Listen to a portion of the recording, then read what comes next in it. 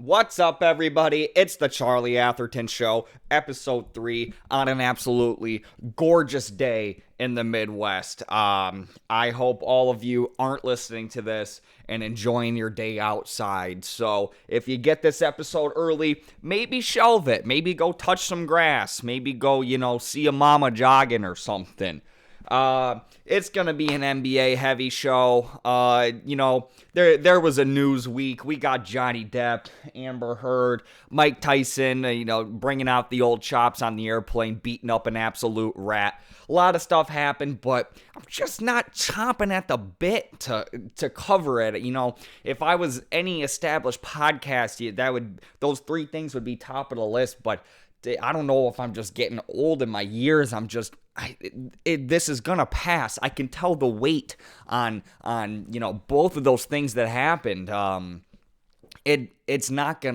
aren't gonna be lasting things. Those would be things if somebody brought them up from 5 or 6 years from now. We'd be like, oh yeah, that was an era that did happen.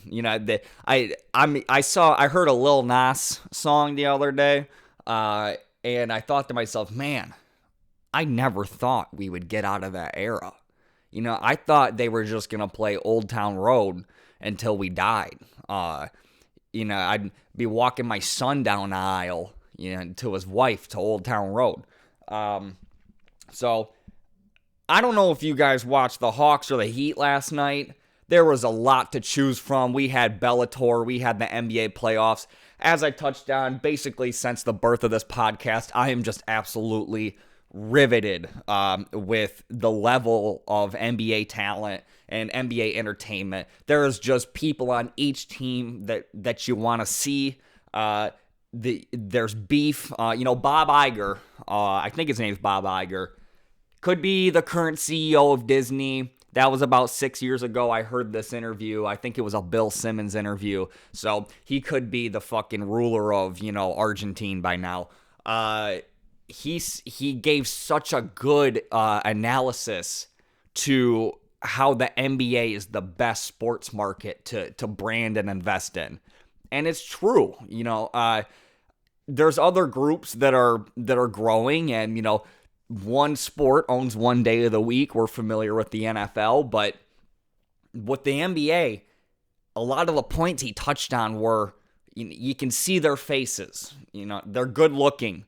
That you have to have such a swagger and a confidence to play basketball. It's one thing to just absolutely demolish your opponent in football. There's a lot of finesse that comes with being a wide receiver, being a quarterback. There's a lot of touch. I get that. But in basketball, everybody's got their own flavor. Everybody's got their own expression.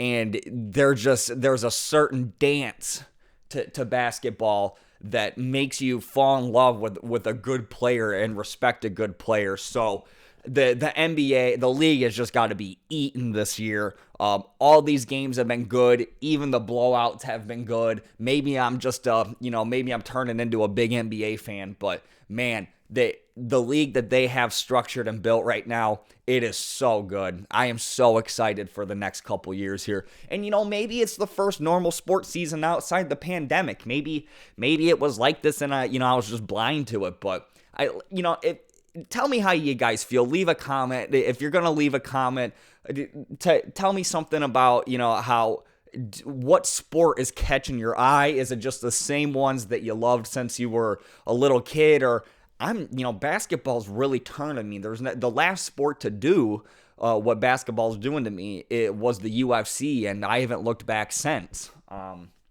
But great game last night between the Atlanta Hawks and the Miami Heat. Lost a couple bones on it, but I always tell myself, when the game's good, I'll pay for the good game. I'll pay for the rest of the world to have a good night. I also have such a problem when betting for an away team.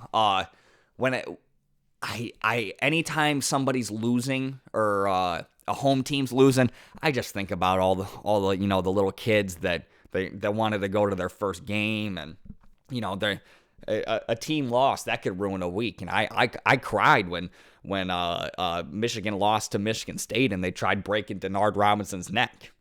And some of this stuff is detrimental to us. We bleed this stuff. I'm doing a podcast in my fucking basement talking about superstars.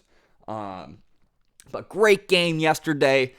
Pretty sure that was the best game of the night. Caught a little bit of the other ones. Or caught a little bit of the Bucks and the Bulls, but that wasn't a game. And to tell you the truth, I'm getting a little sleepy-deepy by the time the Suns come around.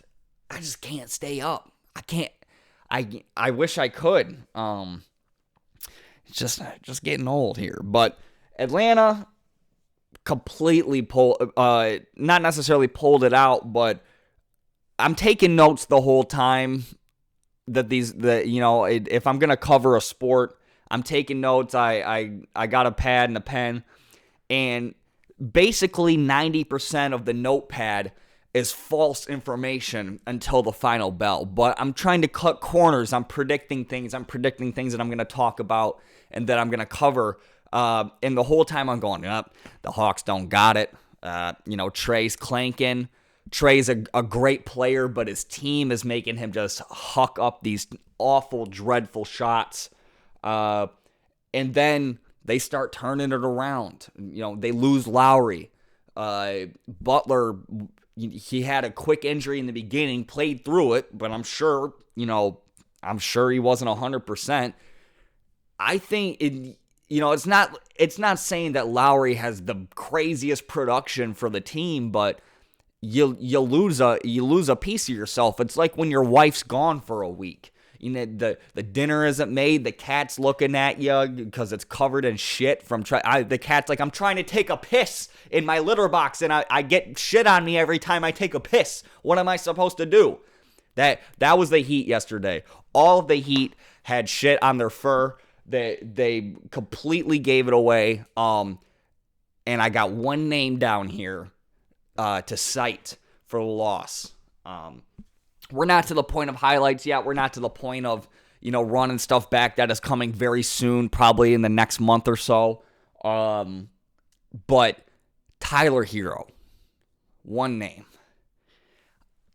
They're calling him the sixth man of the year. I get it. Kid's deadly. Whenever I see that kid, the piano keys in the Jack Harlow song just plays in my head. Dun, dun, dun, dun, that he's just that flavor of white guy. I look at Duncan Robinson and I don't even think that, but Tyler Hero, he is a Jack Harlow white guy. They're making a whole breed of them. Just how Sylvester Stallone was a whole breed of Italians, Tyler Hero is this new wave fucking a light-skinned African-American personality on a white guy. Not that hasn't been around forever, but Tyler is just if you can get a bucket, these guys are just so unapologetic with it. I don't know if Hero had to take over the load, with Lowry going out, or Spoelstra was saying, okay, ball's coming to you, you're on, kid, get us a couple points. But it's like when you're playing a pickup game with a guy and he's having a bad game, he's a little bit more above average than all the other fat asses that you're playing with, but he's clanking, so he's trying to feed his ego and get his shots up and, see one go in so he can come on his girlfriend tonight and still feel like a man. Tyler Hero was not making anything, and he was throwing up some 3-on-3 shots up there that were just absolutely clanking when it was in the last 3 minutes of the game, just giving Trae Young possessions. And if Trae Young's team, why not call it the Trae Young team? On TNT, they'd say Trae Young and the Hawks are coming into town. If there was a couple more, Bogdanovich, that's your second guy. They're lucky they even made it this far. If Trae had a little bit of help, which I'm sure the Hawks will try, heavily to get somebody in the offseason. I'm not sure how good of a recruiting culture. Atlanta's a huge market. They had the stars out yesterday. They had Migos out there, Quavo and all that. It's not a bad market to play in. I'm sure they can get a couple guys, but Trey is the Will Smith meme. That's how old we are. Where the Will Smith, the help me meme from The Pursuit of Happiness, that feels like it was 20 years ago. But you could put Trae Young's face on that meme, and it'd be 100% truth. Even giving the Hawks, a couple possessions, Trae plays fast. They play fast with Trae, and they do a good job distributing the ball. And then when all else fails, you give it to your star. But they kept giving the ball back to Trae. Trae had a logo 3, I believe. His shots just go in. They're glued to the hoop. Imagine if this guy had, a 2 or a 3 to pass to. Even if he had like a Tobias Harris or something on his team, they wouldn't have been in a play-in. They could have at least been an 8 seed. So hopefully Trae gets some help here. Tyler Hero clanked a couple times. They couldn't put the ball in. They lost the game. The Heat lost the game. The Hawks made them pay for it, and they stole one. Do I think the Hawks are gonna, win this out? Absolutely not. Do I think the NBA, gets to sell a little bit more Little Caesars ads? Absolutely. They created another game, but we're just wasting everybody's time. Now with the Heat, we'll see how injured Lowry is. Dude didn't go to the locker room, but he came back out with a hoodie on and stared nervously at the game like he was watching somebody stick a knife in his chest. And Butler, he's not automatic, but he can get you a bucket when you need one. Last episode, I touched on, I don't think the Heat could blow the Hawks out here, which that's not going to happen now for a 4-0 sweep. The Heat could sweep the Hawks, but they're not going to win their next series. They're just not. They don't pass the smell test. Exhibit A yesterday, somebody goes down. Kyle Lowry, he's a great player, but he's not a superstar by any means.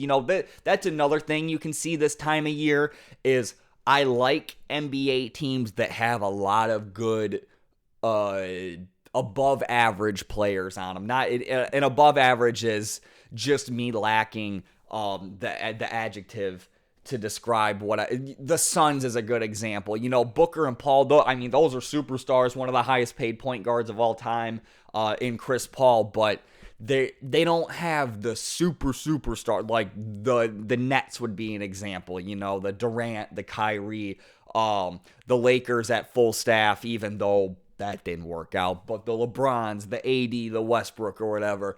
I like these teams that they got, 3 or 4 guys on the lineup that have seen it all before. They've been to the playoffs, maybe a couple new guys here and there, but they just play together.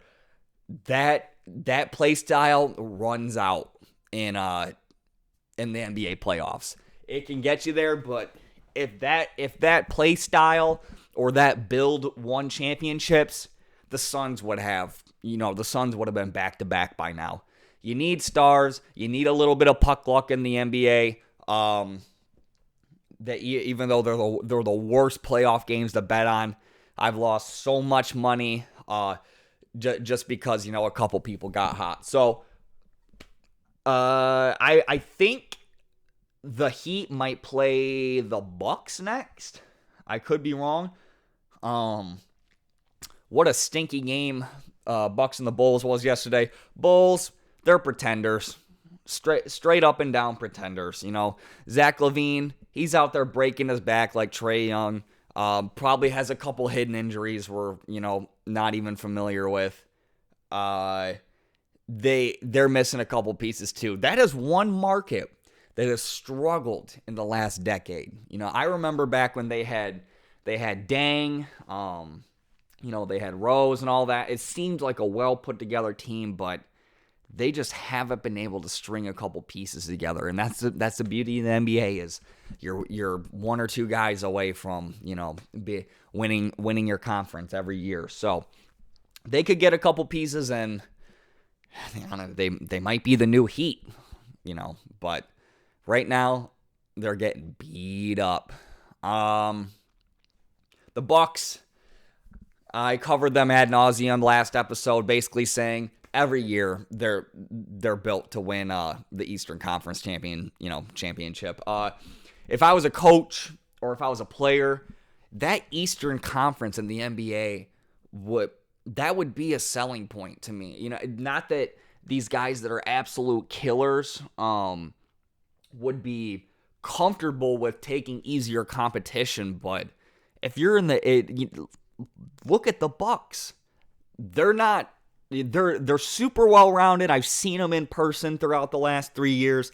They play good, and Giannis is an absolute specimen. If LeBron didn't exist or if LeBron retired tomorrow, I feel like this would be Giannis league. And a lot of the people in the West Coast, they don't get to see these cold city games in the NBA. That's why there's so much disrespect on Cade Cunningham. Like I said, a different story, and I'm not going to use my platform to absolutely stroke somebody who does deserve Rookie of the Year, but I get you not seeing them. Who am I to say? I've passed judgment on people that I haven't seen in a while. I've worked in the media for 20 years. That's what you do. You don't have all the time in the world to see these people. Haven't you heard that in the Oscars for the animation section that they asked their kids? There was one year in 2014, 2015, it leaked that half the voters, they say they ask their grandchildren what movie was good that year, and they go from there. You can kind of look at a piece of media as a human being now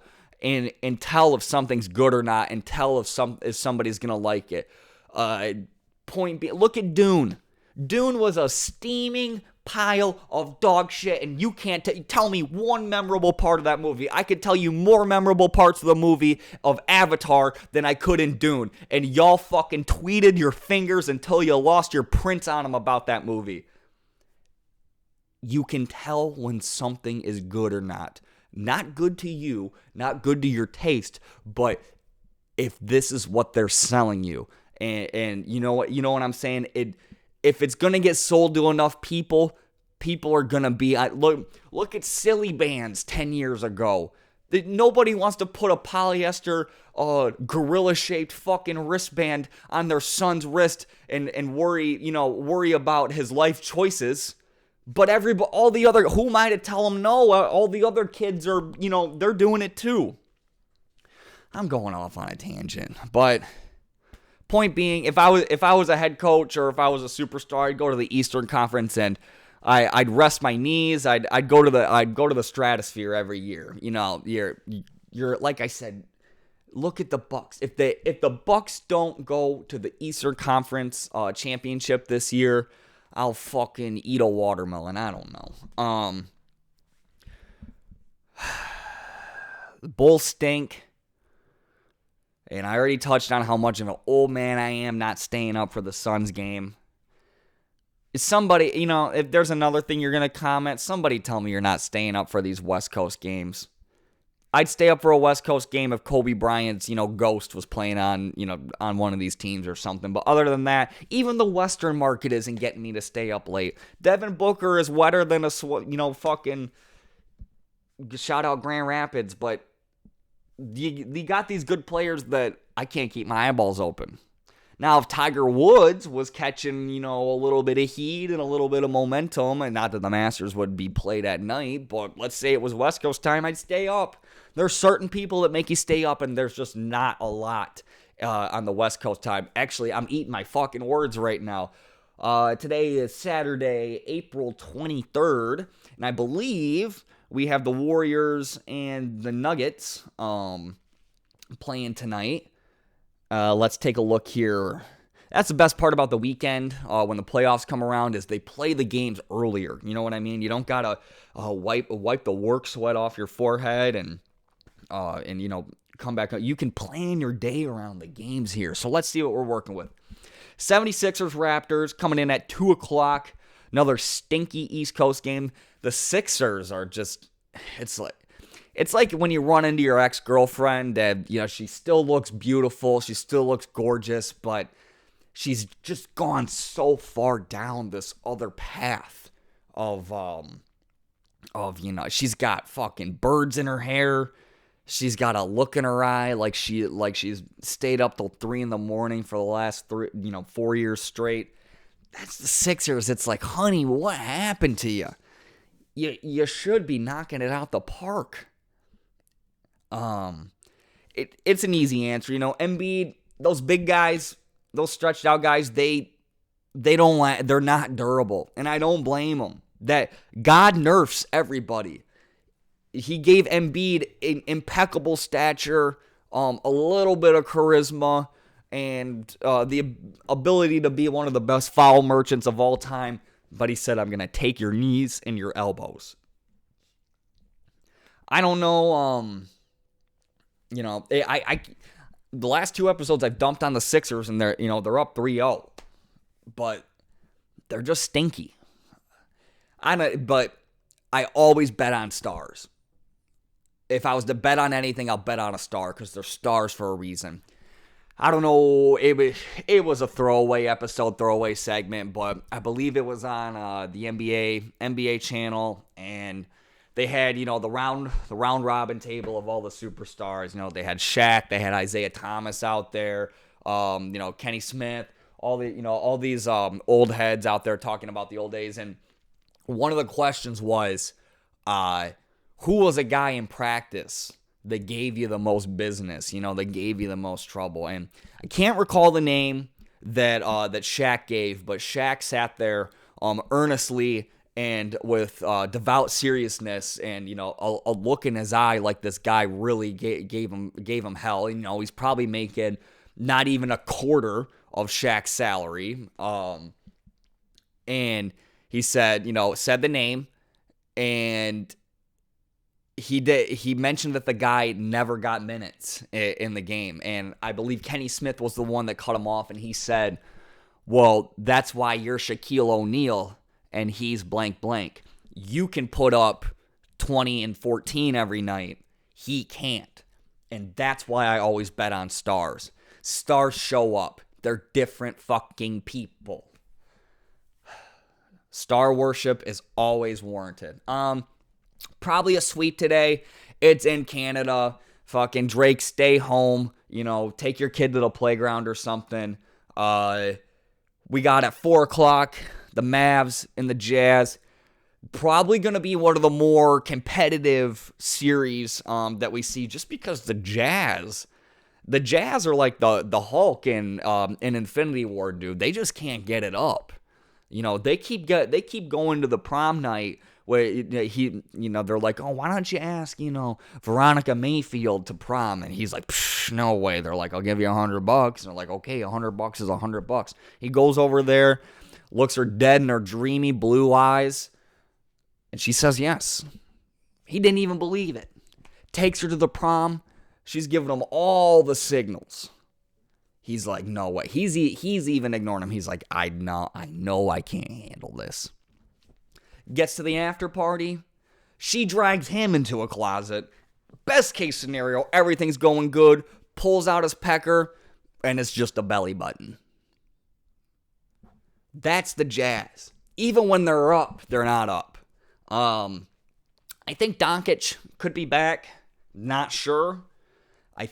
There's a good chance. If he's in that much pain and he's practicing to play. So he'll be up. He'll be there. I'll be curious to see.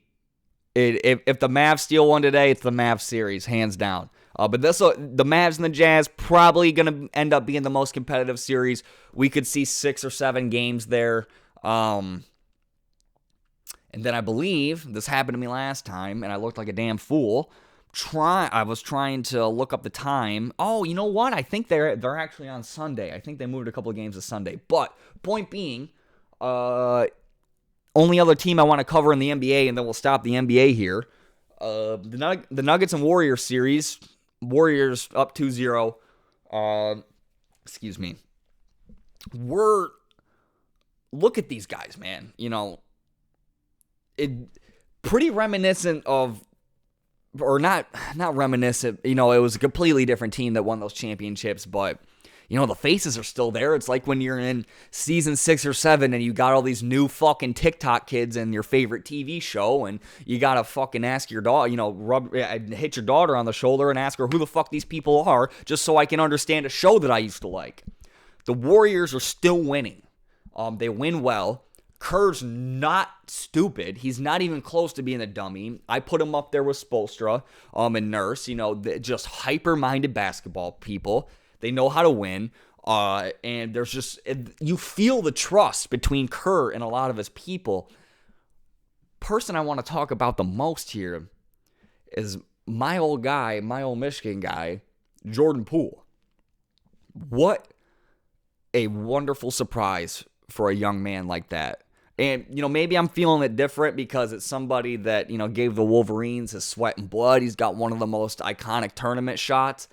You can see that this kid was a prospect, was slightly constrained by the college game. I remember watching Michigan games, and this kid can't sit still. He's sitting in the plane. He's 10 steps ahead of people. If I'm going to profile him, he's got to be one of those hyper-minded people that, maybe an ADD, maybe an ADHD, not in a bad way. Those people excel at sports, but you can tell he's got a high basketball IQ. He's 3 steps ahead of everybody. He thinks faster than everybody, and he's got a fucking smooth jumper.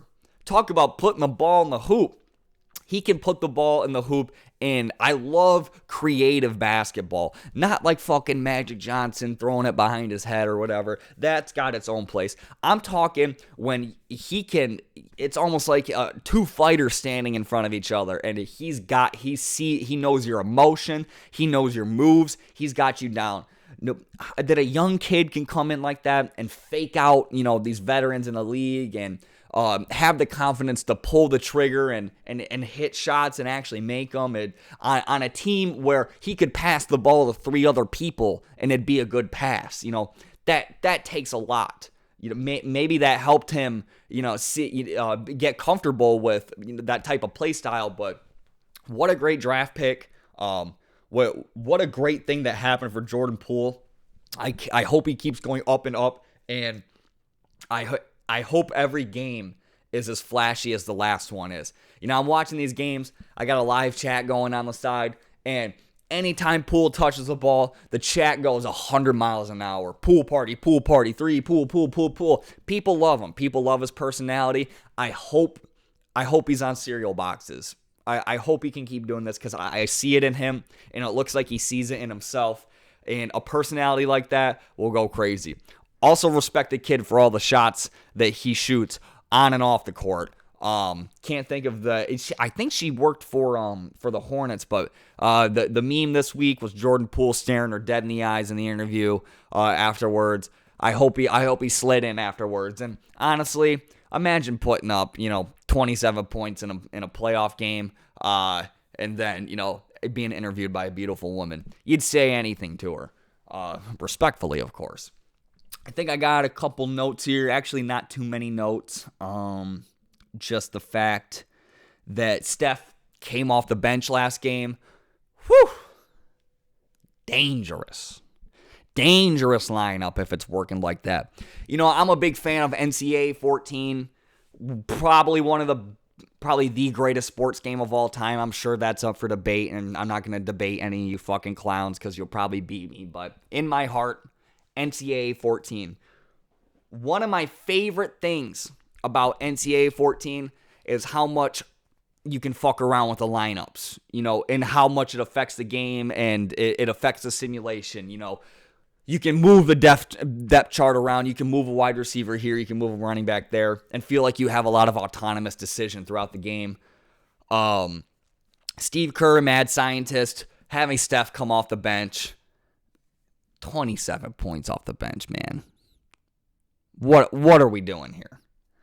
This is, maybe it could have happened. Maybe you could start Steph, at the end of the fucking game, and he'd still have 27 points.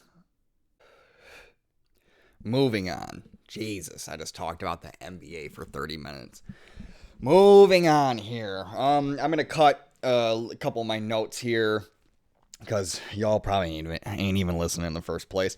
BELLATOR wasn't half bad, half decent yesterday. Very reminiscent of a bad fight night.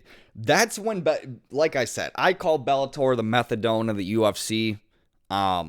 If they could, if their UFC or if their pay-per-views could be bad fight nights every time, UFC fight nights, I think more people would watch them. But the problem is they're so damn hit and miss that it ain't even worth me. There's too many choices. There's 6 choice. You'd have to be a fight fanatic to have to watch those shit fights. And I saw a couple of people on MMA Twitter, live tweeting about it. I was doing a little live tweet myself. I get it. And you're getting excited for the fights on Saturday. Let's be real.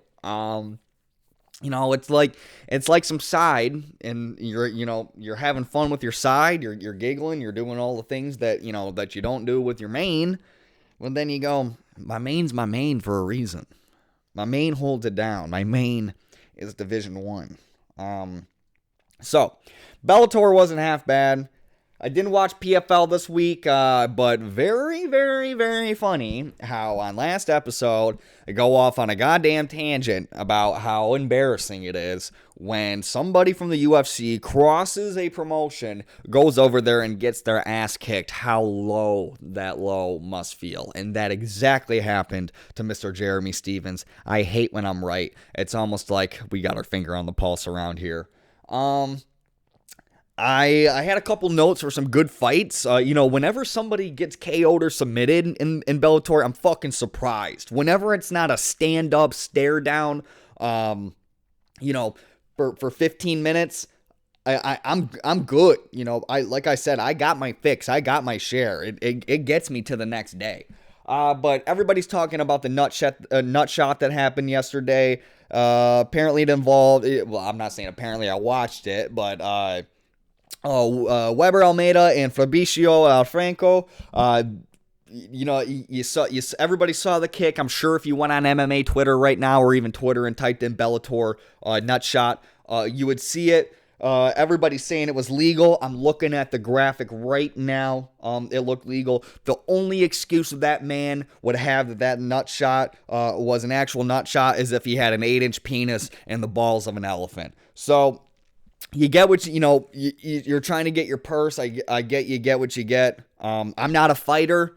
The same thing I was saying with a Division 1 or a professional level athlete, wanting the best talent, innately, not, you should say to yourself, oh, I want to beat the best so I can be the best, blah, blah, blah. Those are water is wet statements. They're just things you should say. But the people that actually fundamentally believe that and want that and yearn for it and will do anything possible to make that happen, those are the people that get that type of shit done. And if you're a fighter, that's why people hated Jan so much. I'm not going to talk about Jan because we talked about him for 6 fucking months, but that's why people, or not Jan, Sterling, that's why people hated Sterling so much, because a fighter's supposed to fight. A fighter's not supposed to win like off of a fucking pass interference, field goal, penalty. That's how half the college football games end nowadays. Holding calls, pass interference, PIs. You don't want to see that. That's one of the things that makes fighting such a good sport is the integrity of it and you beat the other man. That point fighting is ugly. It has its place, but that's when it's the truest true. It's, man, I got knocked out. Man, I got my arm fucking wrapped up. That's why we like that. It's true. That's why anybody likes sports, and you're lying to yourself if that isn't the number one component of competition. It's seeing the truth. It's seeing the results. And with this guy here, with Franco here, eating the nut shot that wasn't there, like I said, his nuts would have to hang lower than mine, frankly. I was jumping around it, but let's just be real here. Got the freeze frame of it right now. I hope he got his purse. I hope, he he buys his wife something nice because they're not going to be signing him to anything anytime soon. There's nothing more than fight promoters and fight owners hate more than fucking namby-pambing around, results and wins. I mean, look at Dana's fucking seething on TV every other weekend when something doesn't go as, he doesn't get the result that he wants. So you can take a dive, but that's all you're going to get. You know what I mean? You can take the whole birthday cake, but you're not going to be invited back to the party. Plain and simple. Probably all I'm going to cover on that. I brought it up because I wanted to attribute it to the fact that, Bellator, PFL, you're trying to get you're trying to beat Uncle Dana. This ain't going to help. Not this specifically. It's not like they're gonna know. But what am I talking about? There was a fucking Bellator pay-per-view yesterday. What's everybody talking about? This low blow that was actually legal that resulted in a loss. It's what we're talking about, and it's not a good look. We're not talking about how good your card was. We're talking about how fucking fugazi a fighter was. Not that this doesn't happen in the UFC, but it looks even worse when it happens in a lower promotion. Think we're going to get close to wrapping up here. Getting to the end of the show here. I saved it for, I think I'm going to do a couple picks to close out the show. I saved the pop culture for last because, like I said, it's not that I'm not comfortable talking about it. It's not that I don't have, I'm on a fucking podcast here. It's like, speak your mind, kid. You know what I mean? But this will pass. It's just, this is cool for people my age, maybe 10 years younger. Not even cool, but do kids even know who fucking Johnny Depp and Amber Heard is anymore? And I don't give a flying fuck about rich people. I don't. I can't even listen to a podcast if the user makes more than $88K a year. I don't fuck with rich people. I just don't. My mom busted her ass to make us middle class our whole life. I got a fucking bad taste for rich people. They're just not good people, fundamentally through and through. You could give $100 million to Cystic Fibrosis Foundation every year, and I'd still fucking hate you. But Johnny Depp, what I have to say on this, I'm not. The facts don't need to be covered, as Miss Shit in the Bed, Amber Heard, just a bad relationship, and if everybody's, relationship got aired out in court, there'd be some pretty fucking heinous things coming out too. Not that I'm, siding with an abuser and a bed pooper, but nobody wins when we have these cases that just completely air out people's personal lives. And the truth will never be told on something like this. You're always going to try saving face. You're always going to try looking like the better person. Johnny Depp could be fucking, irredeemable to live with. I could see that too. But Amber Heard looking like the most irredeemable wife, spouse, girlfriend ever. I mean, who shits the bed? Nobody wants to take any punches from their wife, but I hear the frustration in her voice. The famous the clip that basically incriminates her where she's calling him a baby or whatever and all that. He does sound like a baby. He does sound like a little bitch. Doesn't mean she can hit him, but I'm sure she was to the point of infuriation that she was done with them. And look at this guy working the courtroom. Look at this guy working the judge. Charisma wins everything. The best generals that we've ever seen throughout human history are charismatic. The best leaders, the best presidents, the best actors, the best owners, the best spokespeople, Steve Jobs, all these people. Charisma is key. I'd rather be charismatic than have, an 8-inch penis and six-pack abs. It's just that it wins every time. And there's a dollar sign attached to it too. It's a hypnotism. They covered that on Trump. They covered that on basically any politician ever. It's a you could call it high level, but it's a low level form of hypnotism. Charisma is. You'll do anything for somebody charismatic. But I thought it was, the clip going around of Depp working the courtroom, working the judge, doing his little smug faces and all that. It is just high level theater. We have cameras on us all day. We got cameras on the back of our phones and the front of our phones. Life is turning into theater. Learn how to dance, learn how to act. The 1920s are coming back. We're going to be fucking flappers here. Everybody, if you're not talented, they're going to throw you in a fucking coal mine and tell you to, make the rest of the world happen while everybody else sings, dances, drinks, and fucks. It's just how it's been since the beginning of time. Be interesting or get the fuck out. And Johnny Depp is one of the most interesting people to ever exist on the face of this planet. And he's working a fucking courtroom right now. It's the Family Guy bit where Kobe spins the basketball on his finger and gets off of the rape trial. You can get away with murder if you're good looking and if you can talk. That's all I got to say about that. Let's end this evening, with some picks. I hope you guys get outside today. I'm getting out on the course after this. That's why I'm cutting it a little short. I'm chopping at the bit here. Let's hope I hit under 40 like I usually do. Yeah, right. Okay. Top to bottom, one of the best days ever is when you got shit planned before the fights. When your night just kind of rides right into the nights. Nothing better than 9 holes with 4 fucking goofballs. I'll be posting on Twitter just how gorgeous of a day this is. Please get outside. Please save this for later. Or listen to this in the car, when you're driving to the store, running your errands. Or maybe save me for tomorrow. But you can shelve this podcast episode this one time to hang out and get some vitamin D. I appreciate it. Not a whole lot of people that I'm downright familiar with. I'm not going to, act like I'm fight night picks here and, go up and down the card and talk about all these people's grandmas and sisters and, why they got an edge and why they don't. I'm just going to talk about the ones that, that I basically touched on the other episode and give you some picks here. So, Dwight Grant, Sergey Kondozuk.